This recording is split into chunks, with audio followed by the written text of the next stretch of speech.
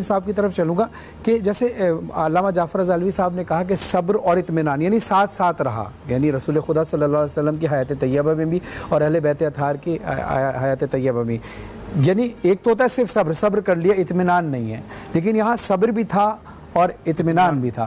اب ہم ہیں خاکسار لوگ، ہم گناہگار لوگ، ہم کوشش یہ کرتے ہیں کہ ان کی حیات طیبہ پر چل سکیں، کچھ حاصل کر سکیں۔ تو مجھے یہ ارشاد فرمائیے کہ اگر ہم صبر کر لیتے ہیں اور اطمینان ہمارے پاس نہیں ہے، یا اطمینان اور صبر نہیں ہو رہا، اس کے لیے ہمیں کیا کرنا چاہیے؟ کوئی ایسی دعا بھی ہے یا کوئی ایسا عمل بھی ہے؟ اعوذ باللہ من الشیطان الرجیم، بسم اللہ الرحمن الرحیم۔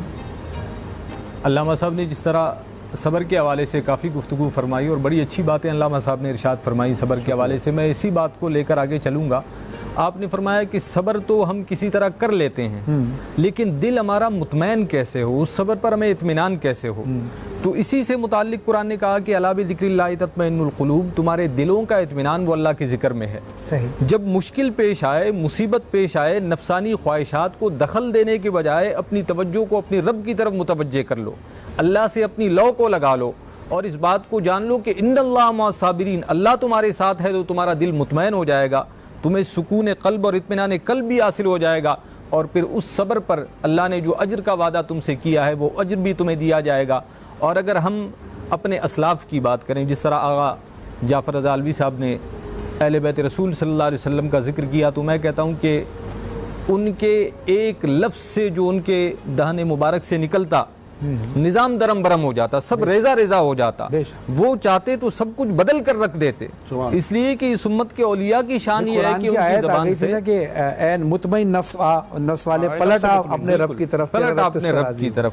اگر وہ چاہتے تو سب کچھ بدل سکتے تھے، لیکن انہوں نے ایسا نہیں کیا، بلکہ انہوں نے کہا کہ جس پر رب راضی ہے ہم اس پر راضی ہیں۔ اور گویا یہ ہمیں تعلیم دی گئی کہ دنیا میں کوئی خوشی جو ہے وہ ہمیشگی والی نہیں، کوئی دکھ وہ ہمیشگی والا نہیں ہے۔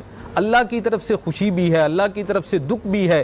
مومن کی معراج یہ ہے، اس کا کمال یہ ہے، اور بحیثیت مسلمان میں سمجھتا ہوں ہمارے لیے تعلیم یہ ہے کہ جو انہوں نے عمل کیا ہم اگر خود کو اس کے مطابق کر لیں، اور چھوٹے چھوٹے مصائب و آلام جو ہم پر آتے ہیں آزمائشوں کی صورت میں، ہم ان پر صبر کریں، اور اس صبر کے بعد اپنی توجہ کو اللہ کی طرف کر لیں، یہ سوچتے ہوئے کہ اللہ ہمارے ساتھ ہے، تو صبر کا اجر بھی ملے گا اور دل بھی اس پر مطمئن ہوگا۔ یہ میرا خیال ہے صبر کا ایک اعلیٰ معیار ہے، جس بندے میں یہ آ جائے اسے صبر کا فائدہ حاصل۔ سبحان اللہ، سبحان اللہ۔ علامہ عابد رضوی صاحب نے بڑے خوبصورت انداز سے ہماری رہنمائی فرمائی۔